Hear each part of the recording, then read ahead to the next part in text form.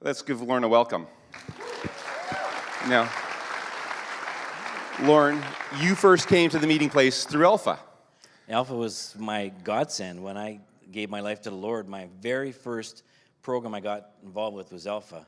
And it's also a program that we've said is a program with benefits because you met your wife there. Yeah, I was just going to say that. I met.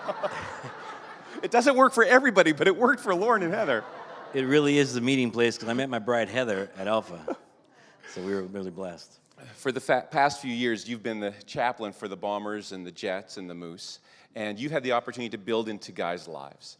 What are some of the things that you do as you build into these athletes in our city? Yeah, I serve with Athletes in Action as the chaplain for the pro sports teams here, and we really focus on the physical, spiritual, and the mental side, and we got great coaches that take care of the physical and the mental side. I'm there to come alongside them and help with their spiritual side. I do chapels, Bible studies, not just with the players. We also have a coach's Bible study. We do pregame prayer. We do one-on-one meetings. We do outreach. Got some of our guys here today that we've done outreach with this past week. And but most importantly, I just try to love on them. I mean, they're in an environment that's very harsh. It's very hard. A lot of corrections, a lot of error detection, not a lot of positives. So if I can come alongside and encourage them and to love on them and build strong relationships, then I feel like I'm doing God's work. But you've also done weddings and funerals and come alongside players outside of the environment too. Yeah, sometimes real life gets in the way of pro sports, and I've done 5 funerals for the Bombers, and but I get to do a couple funerals here and weddings here and there too, and but just to try and help guys on all levels because they're so far away from home, many of them, that you need to come alongside and help them. And you've got an introduction to make for us. Yeah, I got a good friend here today. One of our players, his name is Kevin Fogg, number 3, and. Okay,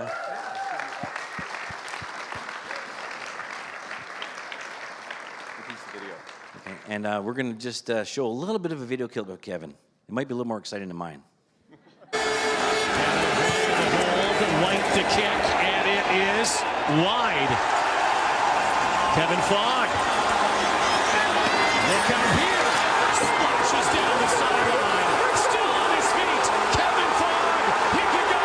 He's going to go. He's going to score a touchdown here. Oh, my goodness.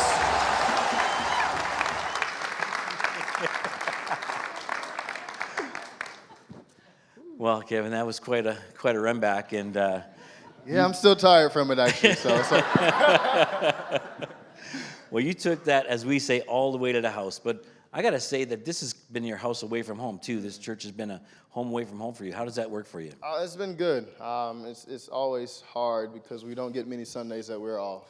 Sometimes we're going in on Sundays, having meetings, or we have practice and stuff. And so it's always good to have a place to come to and just get the word, fellowship with great, amazing people like you all, and just hear the worship music and hear the great words and stuff from the pastor. Well, Kevin, we're going through a series here, Game Ready, talking about Ephesians 6, putting on the full armor of God.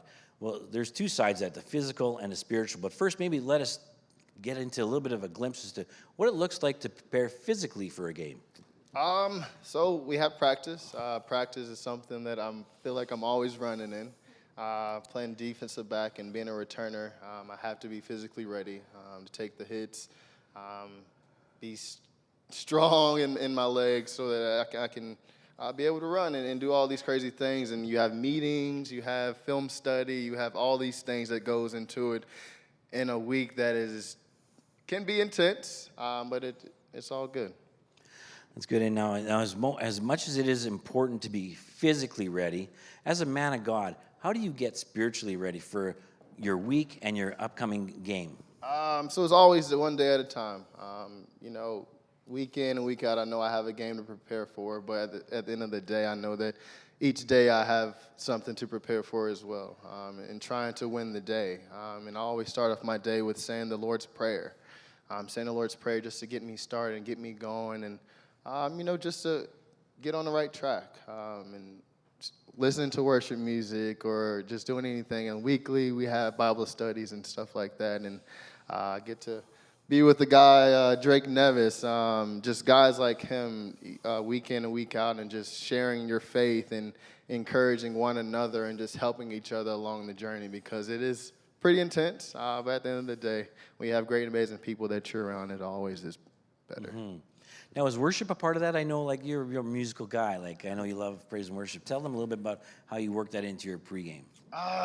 Worship music is a thing that truly takes me to a place of away from the noise.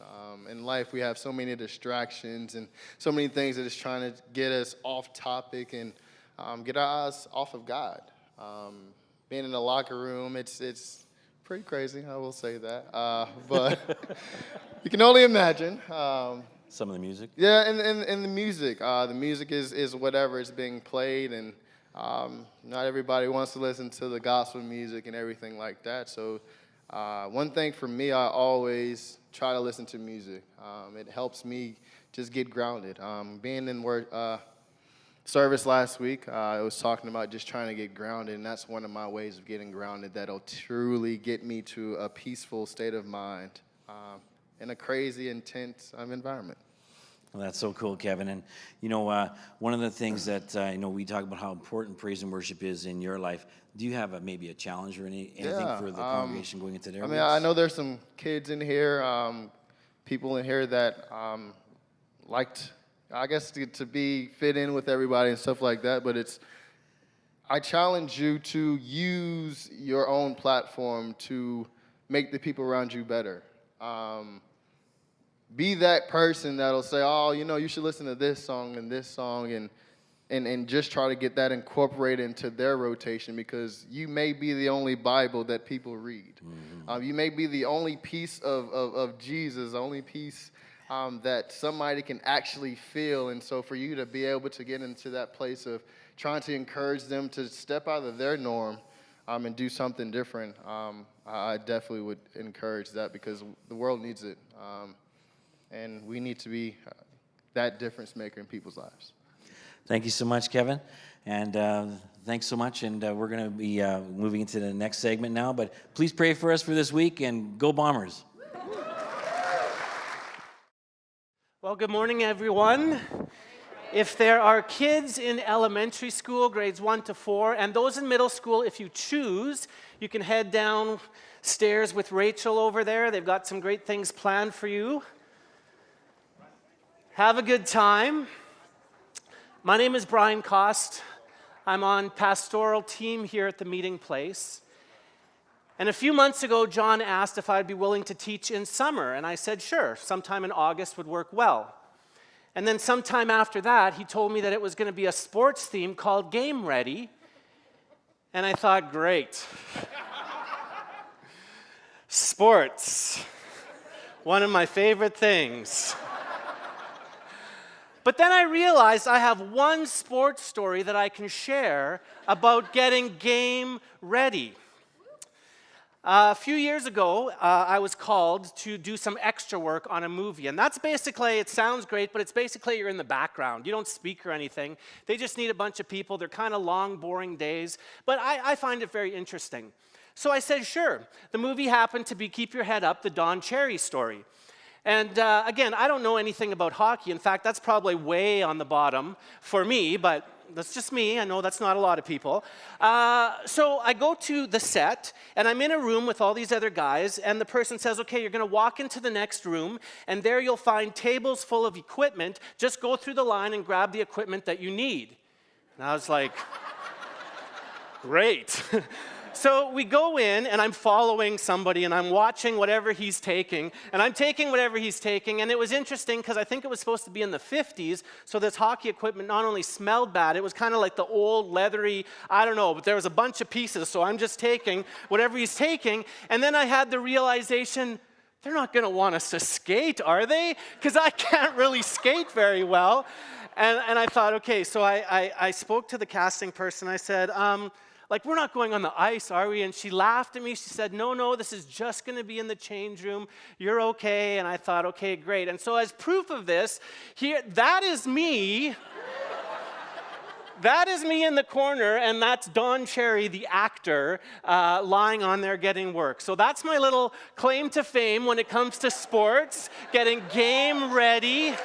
Thank you very much. That's as good as it gets for me. People were really excited that day because it was the last day of filming. Don Cherry was on set, which for me, no big deal, but my nephews freaked out when I gave them an autographed picture of Don Cherry, and they couldn't believe that I, who had no interest, got to meet the one and only Don Cherry.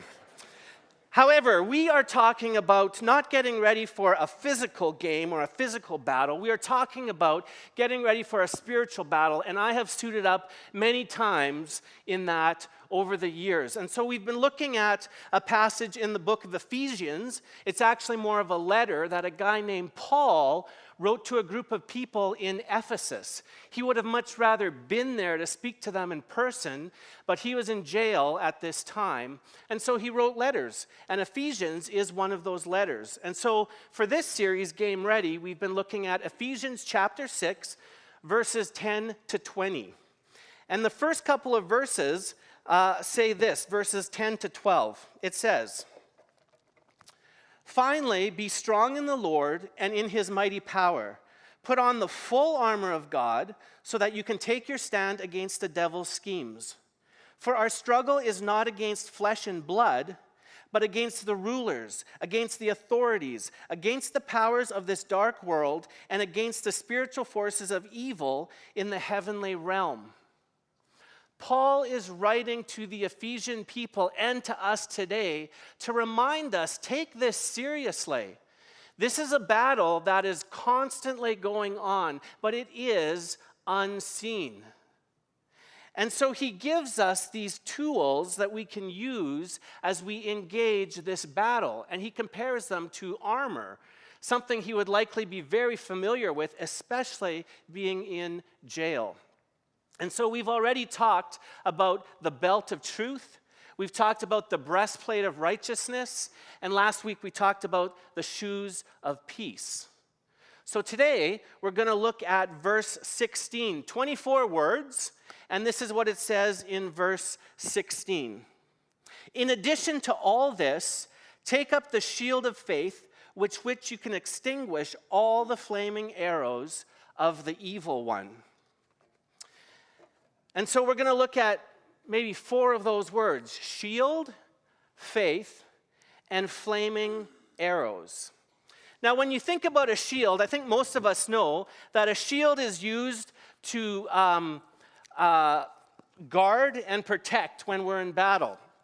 And so this is just a shield that Rachel had made for the kids downstairs, but I thought it looked pretty cool. And this is kind of maybe the picture that we have in our minds when we think about a shield. It's used to guard and protect in battle. But it is an offensive piece of armor. You know, it's not something to cower and hide behind. It's something to engage in battle so you can move forward and advance. That's what a shield was all about.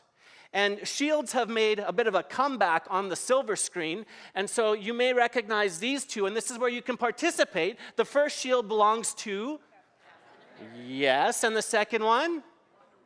Yes, Captain America and Wonder Woman. And if you've seen those movies and you've seen those shields in action, it's pretty spectacular.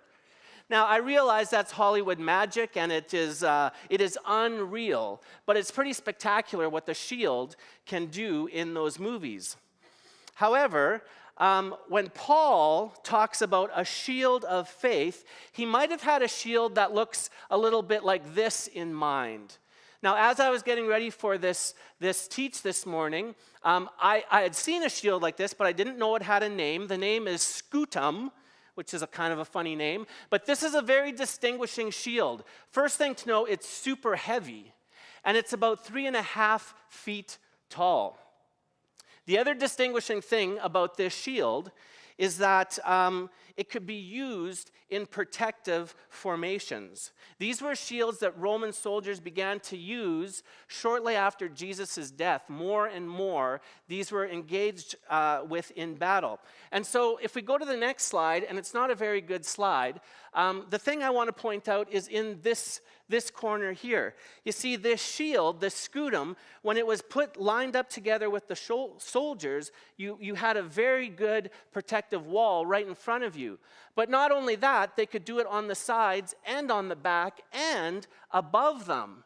And so when they're all covered like that, you talk about advancing forward, you are very, very well protected. And maybe that's where the saying came, we've got you covered. They are completely covered and can move forward in a unit.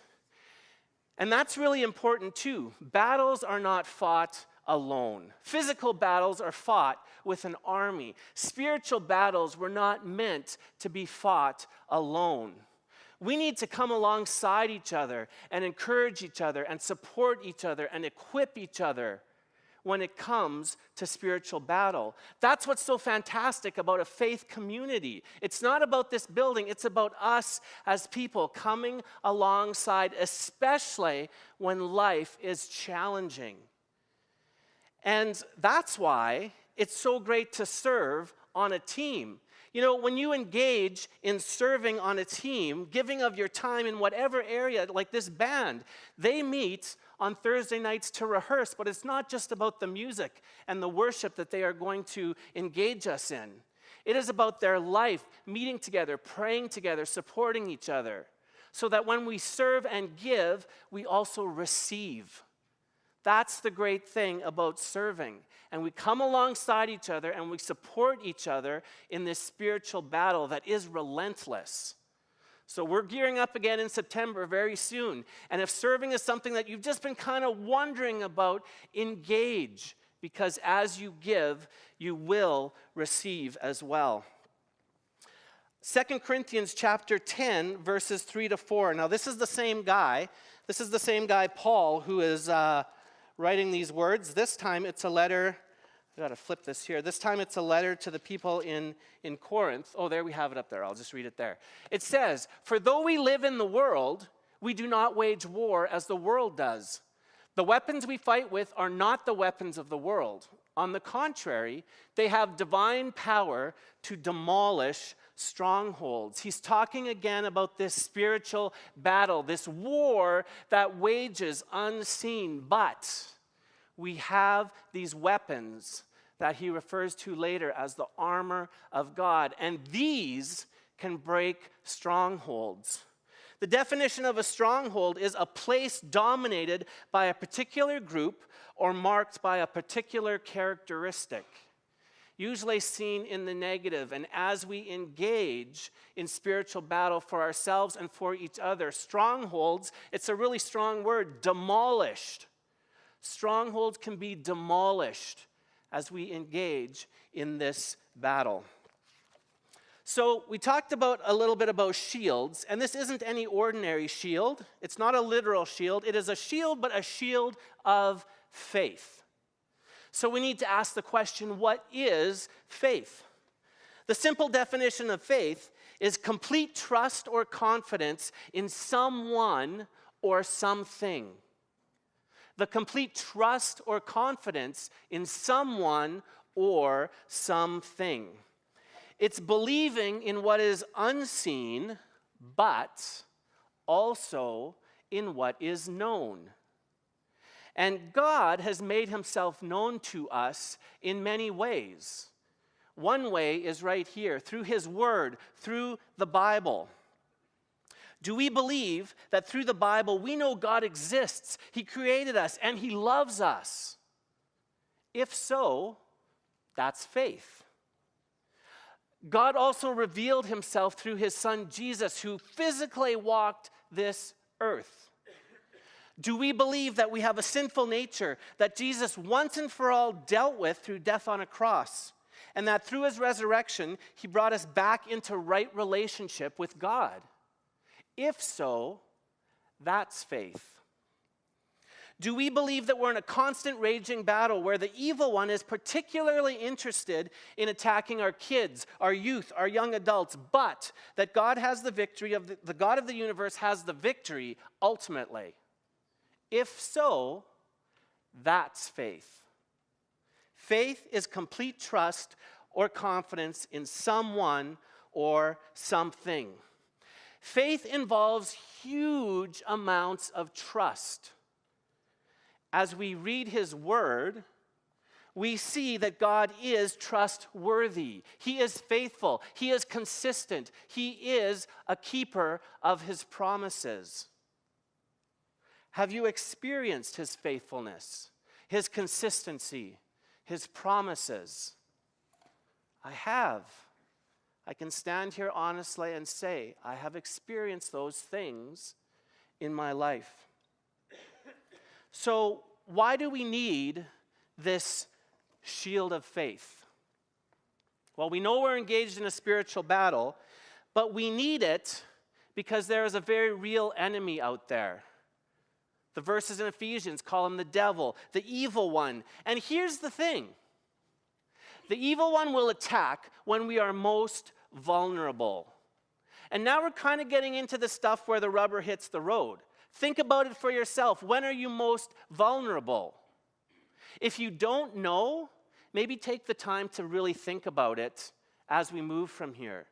Become self-aware. Because when we're vulnerable, he will attack. It's not if, it's when. So perhaps you're vulnerable when you're tired. That's a big one for me.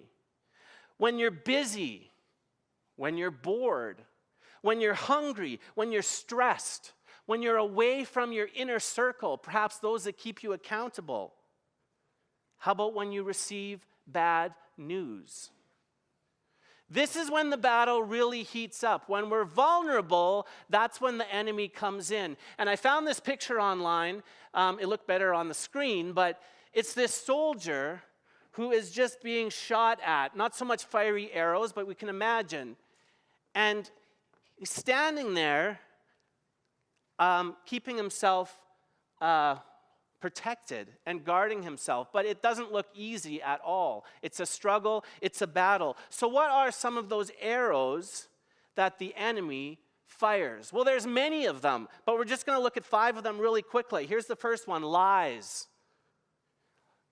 Intentionally false statements. Lies. And you can fill in the blank. You are not enough. Fill in the blank. You are not good enough. You are not smart enough. You are not pretty enough. You are not funny enough. Hey, you are not Christian enough. You are not rich enough. You are not happy enough. We've all heard those things. We've all heard those lies. You know, when the kids go downstairs, they're not just kind of doing just fun things all the time. They are involved and engaged in spiritual battle. They are learning to train up to engage the battle. And there was a song we used to sing years ago that says, I won't listen to the lies. When you put me down, it's just not true. Now that sounds like simple kid stuff, but that is nothing simple, and it's not kid stuff. These lies come, and sometimes they come hard. I've heard them. This is one I've heard. Oh, yeah, you think you're a family pastor? Really? Really? Well, what if some people came to your house today where your anger was at a crazy level, where you weren't practicing you call yourself a family pastor? I've heard that, and I have to wrestle with that. And we've all heard lies. How about this one, the next one? Doubt. A feeling of uncertainty or lack of conviction. Doubt has been around since the beginning of time. We go to the beginning of the Bible in Genesis, where God made everything, the first 2 people, and he said, hey, enjoy this all, but don't eat from that tree.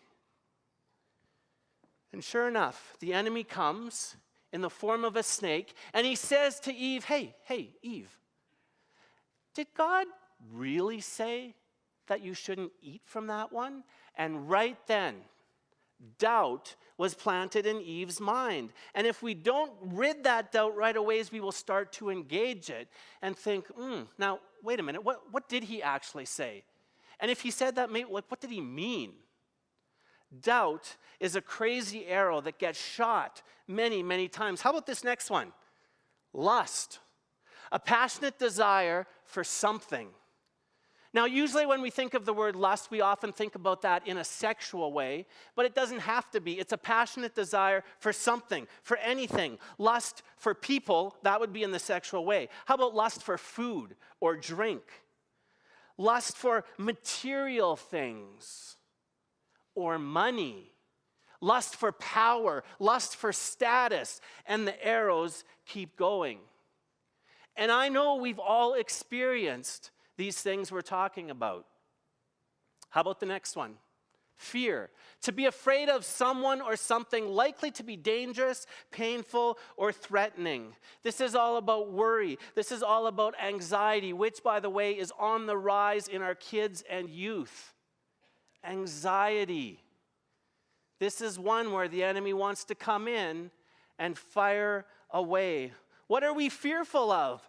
There's health issues. There's relationships. There's just fear of failing, fear of being made fun of, fear of the future, fear of our kids and youth and the choices that they might make. We can become so fearful that we become polarized, which basically means we can't move, we can't function. And the enemy loves that. The enemy loves to engage us with our fears. And lastly, we'll look at this one, shame.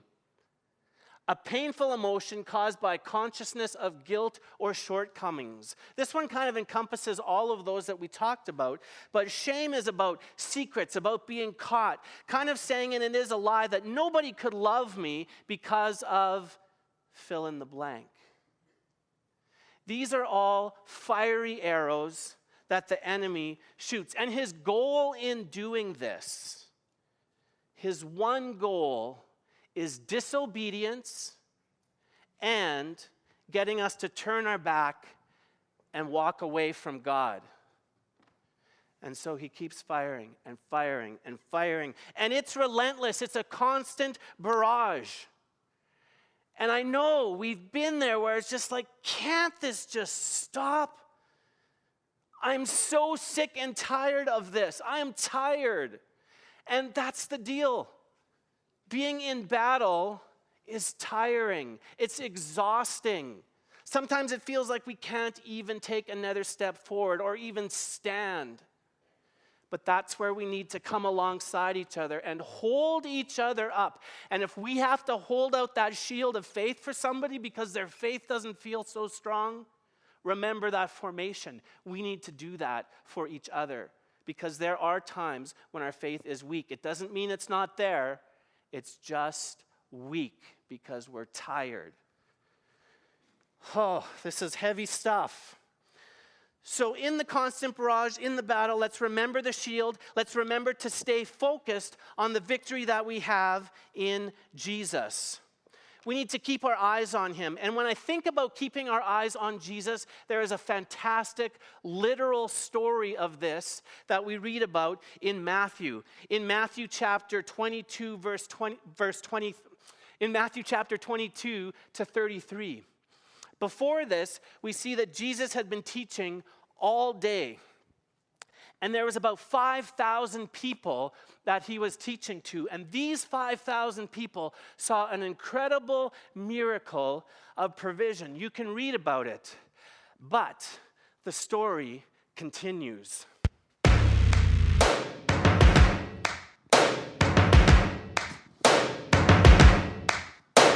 His day of teaching was complete, so Jesus took a break. His helpers got into a boat and sailed across the lake. Then Jesus climbed a hill to find a quiet place to pray. From high atop the hill, he saw his helpers sail away. The sun went down, then waves swelled up when winds began to blow. Kersplish, kersplash, kerswash, kersloose, the waves made going slow. When Jesus finished with his prayers, he wandered down the slope. While winds were whipping back the boat, his friends were losing hope. Now it was growing dark, and it was far around the lake. But Jesus knew a better, faster path that he could take. He took a step, he took one more, waves washed beneath his toes. Kersplish, kersplash, kerslosh, kersloosh, on swells that dipped and rose. The helpers huddled in the boat that windy, stormy night. They spied a ghost upon the lake, it filled them all with fright. Then Jesus called, "It's I, don't be afraid, don't cry or shake." And Peter said, "Oh Lord, I want to walk upon the lake." "Then come," called Jesus in reply, so Peter took a leap. Kersplish, kersplash, kerswash, kersloosh, he walked on waters deep. But then he saw the wind and waves, and Peter started thinking, He thought, oh, this will not be good. And then he started sinking. So Jesus reached for Peter's hand and asked him, why'd you doubt? Oh, Peter, you have little faith. And then he pulled him out. The helpers sat inside the boat. Their mouths were open wide. Kersplish, kersplash, kersplash, kersloose. The two then climbed inside. At once the lake was smooth and calm. The windy storm was done. And all the helpers cried, oh, truly, you are God's own son. This was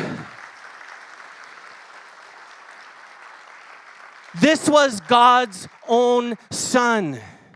And later he would die on the cross for us to fix a relationship that was broken. And I love that part of Scripture because it's literal. Peter walks on the water and he's looking at Jesus and it's going great until he takes his eyes off of him, sees the wind, sees the waves, begins to doubt, and he sinks. As we engage in this spiritual battle, we need to take up the shield of faith. We need to lock arms with each other and keep our eyes on Jesus. I'm going to close with a verse in James chapter 4, verse 7. And it says this, submit yourselves then to God. Resist the devil, and he will flee from you. First word, submit. That's not a great word in today's culture. We don't like to submit anything. We want to think about number one. That's the culture that we live in. But if we are going to engage well in this battle, we need to do this. We need to submit. And then there's the promise. When we do, the devil will flee. One of the things that we often do is we end our service with a time of question and response. And Brian, I've got some questions for you, and I've got a question for you too, Kevin. So I'm going to ask you to come and join me if I can put you on the spot, because Brian and Kevin have a question that's in similar vein. But while Kevin's coming, I have a question for you, particularly Brian. You encouraged us to submit to God, and the devil will flee. When we are too weak even to submit and hold up the shield of faith, where's the hope? Yeah, well, that's exactly, like, I would just say that's been a bit of an experience this week. I won't go into the story, not for me personally, but that is where you need community. You need people to come alongside of you and hold you up. Because, again, it's one thing to talk about it, but when you are experiencing the desperation, so even to say, when you get to that point where you think there is no hope, like, that is a scary place to be. But it's a real place to be, and Jesus is our hope.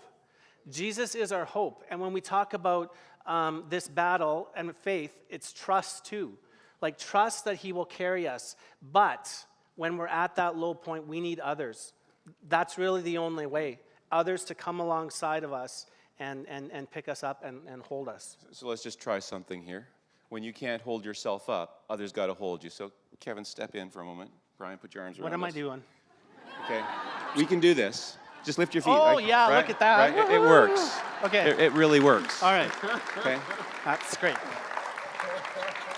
It works because others Another hold sports us. story. Sorry.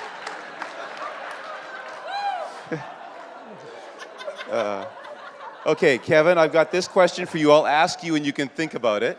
And then I'll ask Brian, and you guys, the questions are in the same vein. So this one came in for Kevin. What's on your pregame playlist? What advice do you have for young athletes trying to navigate the locker room? And I think it's the second part that's really powerful. What's your advice for young athletes trying to navigate the locker room? So think about that for a moment. I'd love to know what's on your playlist. And then Brian, this question similarly says, so family pastor, as a parent with kids in sports, they get lots of messages that I can't control. I can't even protect them. What are the most important things I can do for their future faith? So you can think about that. Yeah. Kevin, back to your question. which was, I got to go back and read it here. What's on your playlist? So funny thing, so last week and then before that, the service, I think it was 2 weeks before that service, Reckless Love was always a song that I can always relate to, because no matter what I do, no matter what I go through, no matter what I say to anybody else, good or bad, God's always going to have that love. I'm not proud of anything that I do wrong. I'm not proud of anything that I say wrong, but I'm always reassured through his promise that I can always come back to him. And then I'm always, I'm from the South, so I'll have a lot of Southern Baptist songs or anything like that. But they're all worship songs. What's your advice for young athletes? Be bold. Be bold. Don't think that because you're standing alone or standing away from the crowd or not trying to do everything that they're trying to do that you're not cool. I think one thing that we get so caught in is trying to fit into the crowd instead of allowing the crowd to fit into your own lifestyle. And you have the choice of who you can be around, who you can let in your circle. You can't control the whole environment, but you can still control what you intake from the environment. And still you can add into the environment yourself. Thank you. And Brian? Yep. I can't even protect them. What's the most important thing I can do for their future faith? Yeah. First of all, I just want to acknowledge that parenting is tough and challenging in today's day and age for all sorts of reasons. We are not a sports family, so we haven't been through that with our kids. Our daughter may change that. However, the greatest tool that we have is prayer. Like, that is the greatest tool that we have. And I mean, I could talk more on that, but prayer changes things. We see it in Scripture. We see God change his mind even because his people were praying and talking to him. So, prayer. Thank you very much. You can bless us. Okay. All right. Well, it's been a great morning. I want to close with just a word that when I was looking for this, I thought, okay, this pastor said this really, really well, so I'm just going to read what he wrote. The only way we know when the devil is trying to influence us is when we develop a sense of right and wrong so keen that we can instantly spot the source of all suggested actions. We need to know God's character and culture so well that whenever a suggestion, thought, or fear pops into our minds, we can immediately know whether it comes from above or below. And that's the resisting part. We need to submit, but we need to resist. And it needs to be instantly. Otherwise, those hooks will just get in and the arrows will begin to fire. Let's pray. God, I thank you so much that we can come together as a faith community, as a group of people who are imperfect, as a group of people who are moving forward in battle against the enemy.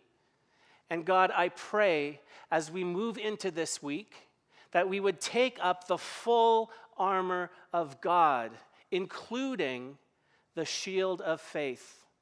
Give us strength to stand, strength to move forward, strength to move together. And I pray all of these things in your name. Amen. If you would like to spend some time in prayer, please come forward. Our prayer team will be up front here. Other than that, enjoy this August afternoon. They are winding down.